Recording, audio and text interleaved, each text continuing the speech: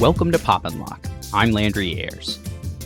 In the wake of a worldwide pandemic, today we take a look back at another. Dallas Buyers Club, the 2013 historical drama featuring Oscar-winning performances by Jared Leto and Matthew McConaughey, is a raw and intimate portrayal of mortality in the face of bureaucracy and greed. But how did a group of normal people operating out of an office in a motel room stand up to the FDA and save lives? That's what we're getting into today. Joining me today are Brooklyn-based activist and writer for the Center for a Stateless Society, Kelly Wright. Hello. And senior fellow at the Cato Institute, Jeff Singer. Hello. This movie is a really great movie. I think we can all agree. It is very well made. It is telling a compelling story with really, really great performances. And I think it has a pretty universal message that anyone can appreciate and latch onto. But I think a lot of people in libertarian circles really, really found this movie compelling for very specific reasons. This is kind of a leading question. I will say, is this a libertarian movie, and why or why not? I certainly think it is. When I saw the movie when it just came out, it just resonated with me so much. I was emotionally gripped by it. And I'm also a medical doctor, so I was questioning some of the science put forth in the movie because I'm aware that AZT is still used today as part of the combination treatment for HIV, and I didn't think it was being conveyed clearly to the viewer that AZT actually isn't the bad guy. But that sort of I sort of discarded that. I didn't, because what was more important to me was the message that was resonating with me, which is that people have the right to self-medicate and to seek ways to save their lives. And here you have government bureaucrats basically denying them that right. And that's basically the big takeaway that I got from it. Yeah, I agree. I think it's definitely got libertarian themes throughout. I would say that initially it reminded me of Ghostbusters, where the antagonist is the EPA. Yes, and exactly. In this case, it's the FDA. And I get a kick out of any kind of movie where like the antagonist in the film is like a government bureaucrat. And so it really is kind of similar again to Ghostbusters. It feels kind of just like a story of like a small business trying to comply with regulations to the best that they can. Yeah, except this was more life and death, and I mean, it was more real. We knew that it's based on a true story, and we knew these people were fighting for their lives, for their survival. Whereas Ghostbusters, we knew going into it that it was a fantasy. But yeah, I agree with you. There was Wait, a lot what? of there was this. Yeah, really. What? Yeah, but I agree with you. It was similar. I enjoyed those aspects of Ghostbusters as well. I bring it up because I think it's kind of tough to say, because I wouldn't call the movie libertarian in its intent, but it has values that resonate with those people. And I think it is a great example of the values that libertarians hold, helping to actually save lives and make the world better in a very, very tough and uncertain time in our world that really, really happened and that more people should know about. But it's interesting because I think, as Jeff was saying, this is based on the story of very real people. Ron Woodruff was a real person.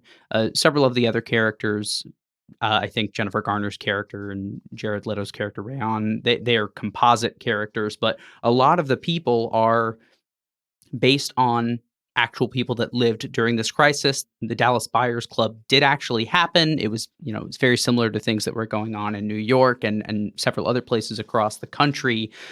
But from what you can read about them, and especially in hindsight, a lot of people will tell you that these groups were not motivated by notions of a principle or an abstract notion of individual liberty, of the right of a person with their sort of bodily autonomy and their personal sense of self-control that they are able to do to their body what they want and how to treat this life or death at the time condition in the way that they would like. It was much more about that mortality and dealing with the symptoms. I mean, Ron Woodruff even says at one point, once you've got the virus, you're married to it. I'm more concerned about my symptoms and survival. And Ron specifically, as a character, the way he's portrayed in the film is much more motivated or at least inspired by profit, and he can make money off of this. Obviously, he's a person who is in need of, financial sort of gains, and like we all are as people, but he has sort of motives to pursue that. um but a lot of people that sort of worked in similar circles and wanted to move the drug approval process forward in a much faster, rapid manner, like the people that, seized control of the FDA, ACT UP, a lot of these very, very prominent activists that did amazing work were not motivated by these notions of individual liberty. How do you square that? And do you think it is disingenuous to make this film about individual liberty, or do you think that it is even more important to pull out that theme when looking at this story rather than just making it about life and death? I think a lot of, it's in the eye of the beholder. Okay. So as a libertarian viewing the movie, I immediately picked up on the libertarian themes, and I'm immediately connecting the dots in my head, talking about here, these people are being denied their right to self-medicate by these government bureaucrats. I was hearing some things that didn't fit with my libertarian sensibilities, like negative comments about making profit. These guys in Rolex watches as if success is a bad thing. And those things, I just kind of I denied them. Okay. I shut them out of my mind because they came secondary to what was really resonating with me. But I think the important point that you're alluding to, Landry, is that, everybody's viewing things through their own prism. Okay. So as a libertarian, I'm immediately picking up on all these things. But if I wasn't a libertarian, I hadn't read a lot of the philosophy and economics that I've read over my life, I might not have even had a clue about that stuff. I might have just seen it strictly as a story of survival against these, self, callous bureaucrats who are captured by these profit-driven pharmaceutical companies. So I could see how you could take it the other way. It all depends on where you're coming from. So maybe that's why it was such a successful movie, because people who don't have my worldview were also very moved by it. Yeah, I think it's a good point to say that, like, it's not implicitly or explicitly libertarian, and that there's definitely going to be a subjective interpretation from everyone's kind of vantage point. I would say from my libertarian perspective, the vilifying of the profit seeking could almost be reconciled if you think of like regulatory capture, like you just said, the FDA creating barriers to entry for certain pharmaceuticals or certain treatments benefited the incumbent industries. And that's something that libertarians are pretty consistent in criticizing, is that symbiotic relationship between the state and these regulatory agencies and kind of the incumbent privileges that they confer. And then following along that, the Dallas Buyers Club is kind of like the free market responding to that, like market pressures and market incentives emerging still, even in this kind of captured environment, regulatory captured environment. And also, this is tangentially related. Like, if you ban or if you don't allow certain things to come to market, you're not going to prevent people from taking those substances. You're just going to push them underground.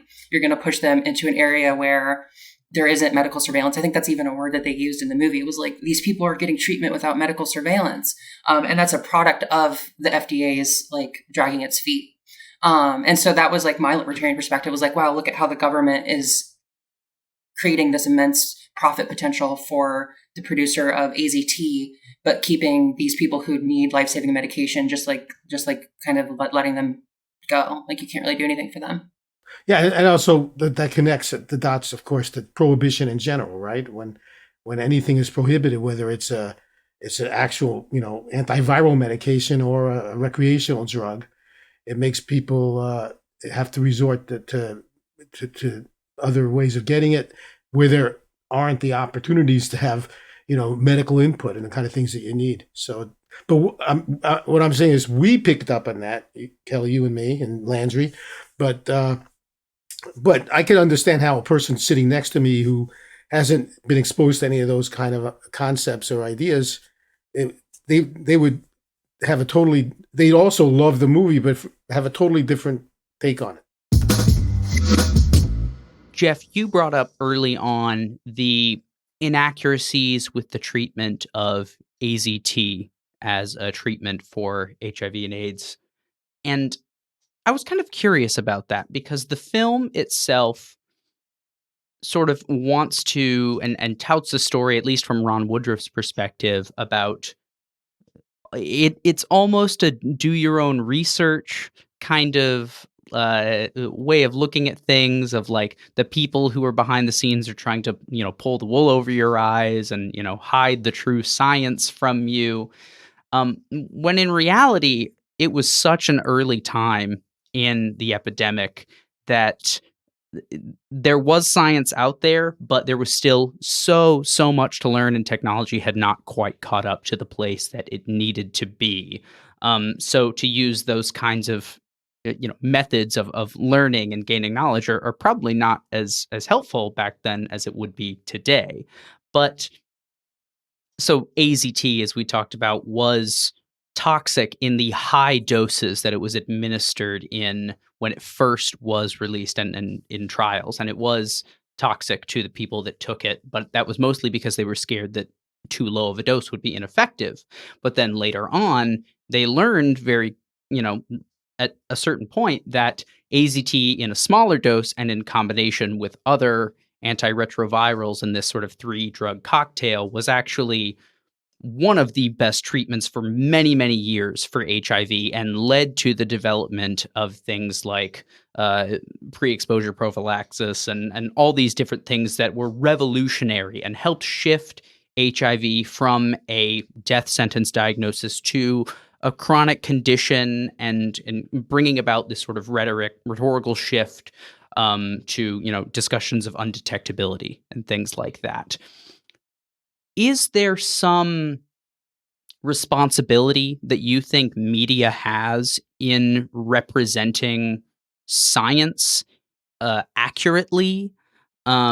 Because you could easily come away from this film and think AZT is toxic and it's terrible, when up until a few years ago, it was used by specifically a lot of pregnant women in order to prevent passing HIV along to a child or something like that. So is there a responsibility there?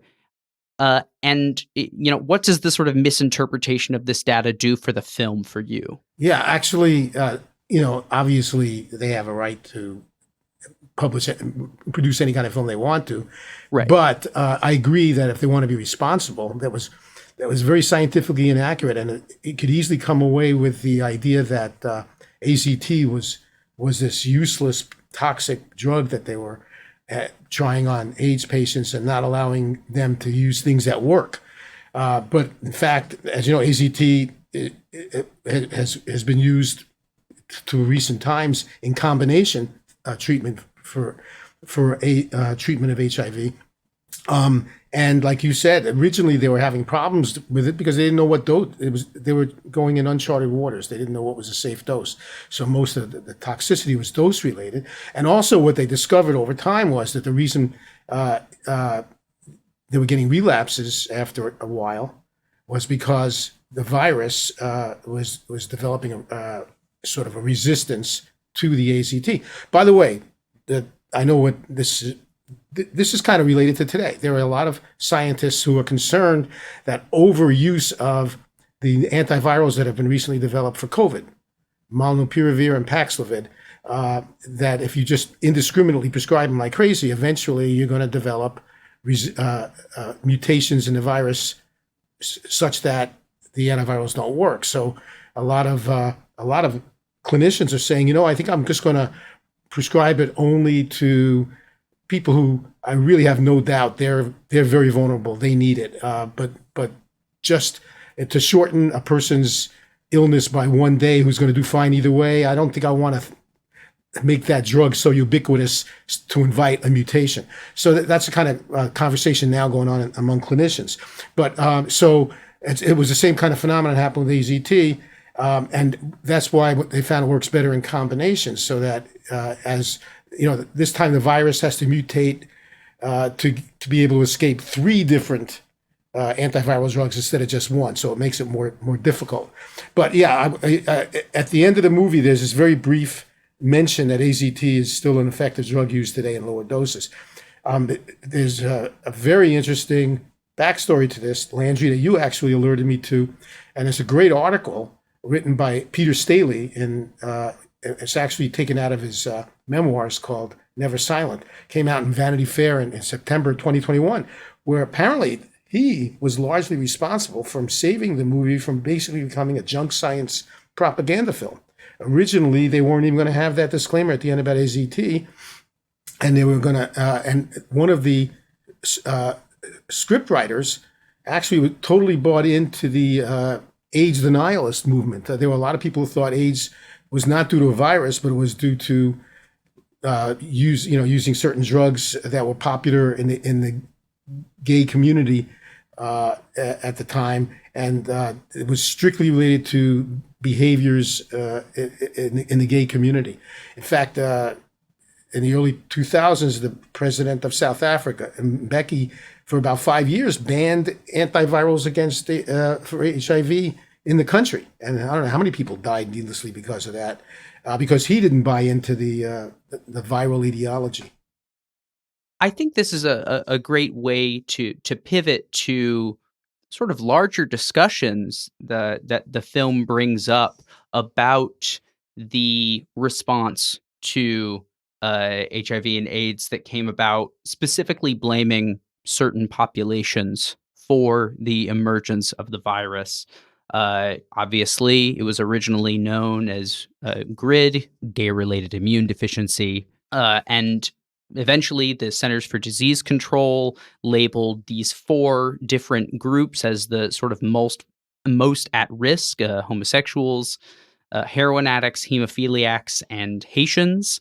And those rhetorical moves not only created such intense stigma, but kind of created a desire for people to want to be able to see the uh, people that were living with HIV so that they could distance themselves from it and create this kind of second class, such that somebody like William F. Buckley Jr. even floats the idea casually of tattooing people to mark their status to prevent people from infecting others. And he later recants it and says he's just floating it, and then 20 years later brings it up and says that it's not such a bad idea, and he only retracted it because it was sort of out of fashion at the time. And I'm curious about what you think the libertarian response to something like that is. What do we as libertarians who want to give people the ability to live their lives as they see fit, so much that it doesn't, impinge on anyone else's right? How do we responsibly and carefully react to rhetoric like that? Well, I think the best way to approach it is to push back with the science. That I think that's the best way. It's interesting that the script writers, they themselves were influenced by, obviously, by homophobia, because Ron Woodruff, according to Peter Staley in his memoirs, was gay. But in the movie, he's portrayed as a heterosexual who was very promiscuous. And he was being, now the part that's realistic was that he was ostracized by all of his heterosexual friends when they discovered he had AIDS. And there's a combination of don't come near me because I'm afraid I'm going to catch what you have, and there's also a nice way to also segregate you because of you're gay.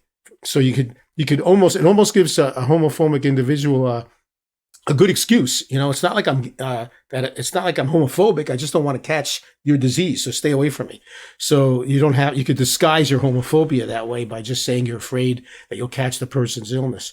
But I think the best way to push back is to present the facts. If you talk just in terms of philosophical principles, my experience over my long lifetime has been that when I try to speak to people on the basis of philosophical principles, it doesn't resonate as well as when I just give them like real life examples. Unfortunately, most people don't think in terms of principles. So if you got to just give them, I think, facts. I do think that it's something that we obviously need to keep in mind. I think we saw it again when COVID happened, where it was used as an opportunity to be like anti-Asian, and anti-Asian hate crimes increased after COVID-19 came out. The president called it like kung flu, and a bunch of like really vicious rhetoric like that. And I think we kind of need to just acknowledge that like humans are really good at creating like an us versus them dichotomy, to kind of maybe perch up in group status, and you need an out group to vilify. And I think like HIV and the AIDS epidemic really played into that. And I think like it's pretty clear that homophobia was a part of the like lackluster response. It was like, oh, this is just affects gay people and drug users. Like those are undesirables. Like it's not really a pressing issue. And that definitely informed the government slow walking things. Talking about what the government did or did not do, really, in retrospect, makes me wonder. We talked about the sort of more efficient way that market forces were able to step in and better serve people early on. And you mentioned that, Kelly. What are some of the ways that you think, and Jeff, obviously, feel free to talk about this as well. I'm curious about the ways that market influences can better help serve a similar function, but not in the same role as something like the FDA. How do we ensure that people are ingesting things in a safe way, and that the science is followed through, and that everyone is protected and living as healthily as they can, while still maintaining the autonomy and liberty that we think is so crucial to the way that they live their lives? What are some of the ways that you can see that intersection sort of manifesting? Because I think that's a lot of people struggle to see without a middleman standing in there and saying, whoa, I'm going to be the referee here, how that kind of thing is going to function. So try to sort of tease that out for me and explain how that could work.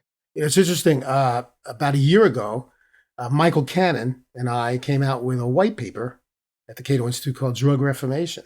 And where we get into all of that, most people are unaware that there was a world before the FDA. In fact, the FDA was, as we know it now, came into its full form in 1938, and until 1951, you didn't need a prescription in order to get a drug, unless the manufacturer decided they only wanted it sold to people based on prescriptions. And even as late as the 1960s, the FDA often relied on third parties to do the evaluations of the drugs for them. So prior to the FDA, there were independent organizations, the American Medical Association and the Council on Chemistry, that would review all drugs. In fact, if any pharmaceutical manufacturer wanted to be able to advertise in its journals and therefore get access to physicians, they had to agree to be evaluated and rated by this council, which served the function that the FDA does now.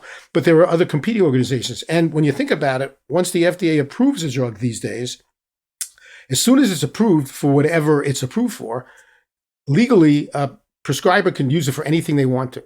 And that's called off-label use. And about 20% of the time, drugs are used off-label. So even now, 20% of the time, we're not getting permission from the FDA as prescribers to use a drug a certain way. And there are independent third-party compendia that basically rate and list what they consider to be appropriate, acceptable off-label uses of drugs based upon the research. And so then we doctors who prescribe or patients who seek medication they rely on that literature. People are unaware of that. So there is a world without one monopoly government, gatekeeper. And here, something just happened in the news this week as we record this. Uh, the Canadian version of the FDA, Health Canada, just approved the drug called Albrioza for the treatment of Lou Gehrig's disease, ALS. It slows its progress down. The U.S. FDA still hasn't decided if there's enough information, if they have enough data on its efficacy to give it the green light. But Canadians are going to start to be able to get it right away. And Americans, of course, can legally go to Canada, buy it, and come back across the border, as long as they're doing it as an individual. So another kind of intermediate step reform, other than just getting rid of the FDA and allowing third parties to fill the role, is to allow Americans to be able to purchase products approved by the FDA equivalents of most countries in Europe, Canada, Japan, South Korea, Israel. You could come up with a list of countries that have pretty advanced in science. So that way, I could, as a consumer, I could say, I know this drug isn't approved by the U.S. FDA, but it's approved by Health Canada, and I want to take it for my ALS. Right now, I can't take it for my ALS, and I don't have time. So it's the same kind of situation as the AIDS patients. Yeah, I just want to echo all of that. I'm definitely not a medical doctor or an expert in drug approval, but I am an advocate of informed consent model access to care. And that's honestly what the Dallas Buyers Club was it was like an agorist counter economics informed consent model for drugs to treat HIV and AIDS. And I think that was even though at the end of the movie, the FDA kind of won and they were legislated out of existence or regulated out of existence, the Dallas Buyers Club still saved lives, and they still like that in and of itself, they saved lives. That's direct action. They took their own action, unplanned, right? Not a central planner, right? Just diffuse individuals engaging in voluntary interactions. This is just stuff that we as libertarians should eat up. And even though they were regulated out of existence at the end of the film, they still improved a lot of people's lives, and they kind of moved the needle in favor of an informed consent, sort of a carve out area for people to have an informed consent access, understanding the risks that are involved. And I think that that's just an unqualified good thing that resulted. Yeah. All of these buyers clubs actually pushed the FDA regulatory regime to get more relaxed, more liberal, to approve drugs more quickly. Of course, at the end of the day, we still have this one monopoly gatekeeper. Another thing that ought to be added about one of the reasons the Dallas Buyers Club and other buyers clubs save lives, and again, this wasn't made clear in the movie, and again could mislead people. But one of the things that they were handing out at the buyers clubs was DDC. And DDC is sort of like a beta version of AZT, and that's why it worked. So that wasn't in any way conveyed to the viewers of the film. So and if you read the backstory that Peter Staley so eloquently puts forth in the Vanity Fair article in September 2021, originally was going to be basically an AIDS denialist propaganda film, until he was actually asked to play a small role in it and got to look at the script. And then when he looked at the script, he said, "Oh my goodness, this is all wrong." And he fortunately had a very the director of the film wanted to do the right thing, so he was able to convince the director to get a rewrite. Jeff, you brought up ALS specifically when talking about Healthcare Canada, which reminded me, and sort of is in reference to something I said earlier. I was working on a story a couple of years ago now at this point, specifically about the right to try movement sort of gaining traction, and the amazing sort of work that they've done in allowing people with rare diseases and terminal illnesses to access drugs that have not yet received FDA approval if they have exhausted all of their other treatment options. And it was a really, really great bipartisan supported bill that luckily was able to to get signed into law on a federal level after several state laws passed that mirrored it. And actually, ALS activists were the people that I was talking to because there are so few treatments for that condition that they are highly, highly motivated in order to find ways that they can treat themselves. And they specifically cited ACT UP, similar Peter Staley, one of the members of ACT UP, as an inspiration for the type of sort of direct action that they were trying to emulate. And they tried to basically redo the seize control of the FDA protest, albeit it happened on a much smaller scale.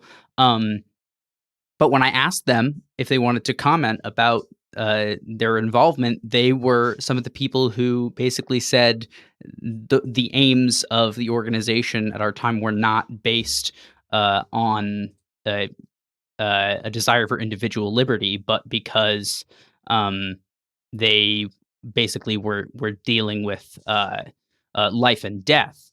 And as such, it was so interesting. The last sentence or so of the email they sent to me was that ACT UP has always wanted a better, more responsive government, not less government, which I think gets at hints at a little bit the sort of anarchist minarchist divide that goes on in libertarianism a little bit, but I think it goes a little bit further than that. Even I think uh, I think more libertarians would fall on the less government side rather than a more responsive government. So, how do you work with people? I think specifically who are so averse to market responses because of rhetoric about corporations and profit seeking and that type of thing. And I always come to this question specifically because the Citizens United case, sort of the talking point that corporations are now people and they have the same rights as us. People cringe at that and they think it's terrible and things like that, specifically on the left generally. Um, but we have to understand that corporations are made up of people, and people don't generally like to oppose the idea of small businesses because that's the free exchange and voluntary exchange of goods and services. That's the market at work, and it's personable, and it's people talking to one another. Like Jeff was saying, like when you give examples of people working, most people begin to understand that. So where is the line that we reach where a firm or something becomes big enough that we suddenly start to say, whoa, you're making a profit, but it's exploitative, it's extraction? And what can we do to help people understand that that is a much, much more tenuous delineation than they might think of in their mind? I heard two things there. I heard first the latter about the profit motive in corporations, but before that, you were talking about uh, minimal government versus a good government, and I deal with both of those things as a think tank person. I mean, that's part of you just described my everyday life. So, particularly in my policy areas that I work in at the Cato Institute, for example, ending drug prohibition, the opioid overdose crisis, uh, drug approval reform, those kind of things. I find that there are a lot of people who don't share my philosophy, but may share some of at least my more immediate goals. And I work with them. I have to. In fact, that's a benefit of working in these areas because you develop relationships with people who you might otherwise never have developed a relationship with because you consider yourselves on different teams. And all of a sudden you find that, hey, you got a lot in common. You're both nice people. You're both motivated for the right reasons, and the barriers break down. But still, what I end up doing in those situations is I just focus on I oftentimes understand that my allies may only travel a certain part of the way down the road with me, and then they're going to get off the highway, and I'm going to continue. But if they're willing to help me get to the next exit, then I take what I can get. And on the second thing, I think the emphasis is on, it's usually never the quote unquote profit motive. Profit motive is what drives progress. It's important to point out to people, and it's often these same people who I develop relationships with, and then we're friends, and then we're getting into conversations, and then that kind of thing comes up about, the greedy corporations. And what I try to do is shift their attention to the fact that it's not the profit motive, it's crony capitalism. It's using the levers of government power to advance your particular, goals. And that is wrong. That's what happens when you have government. That's what makes government so dangerous. I'm not an anarchist, but you have to be keenly aware that when you create, just like, wasn't it George Washington who said it's fire? So you're playing with fire. And so that's what I end up doing. I try to shift the emphasis. And lots of this, I must say, some of the people this is personal experience, people I've worked with, when I shifted to that and I say, well, it's really not the greed. It's the fact that the government is giving them special favors. Sometimes you see lights go off behind their eyes and they get it. I would also, this might also be like relevant to the conversation we were just having, but there's a part early on in the movie when Ron is in Mexico and he kind of has that comment about like, you have the New World Order down here. And that kind of kicks off the trade. Like, I'm going to give you a bunch of cash. You're going to give me a bunch of pills. I'm going to go back and start this thing.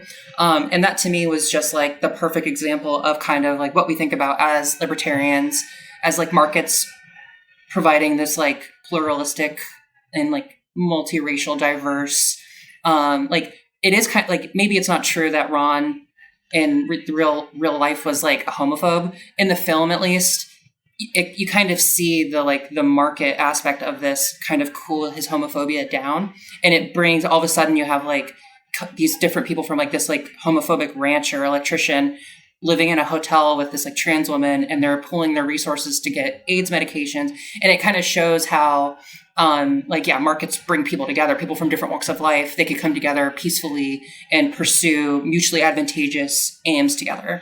And that's what I liked. That's an excellent point. And the profit, in that case, that's another, advantage of the profit motive, right? Because it was the profit motive in this story that got Ron Woodruff to even want to associate with somebody who repelled him initially.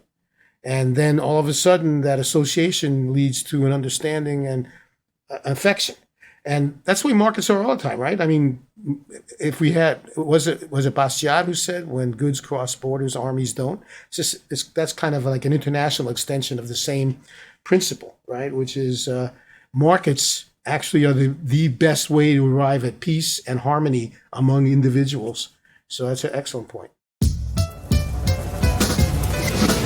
Thanks for listening. As always, the best way to keep in touch with us and get more Pop and Lock content is to follow us on Twitter. You can find us at the handle @PopandLockPod. That's Pop, the letter N, Lock with an E, like the philosopher, Pod.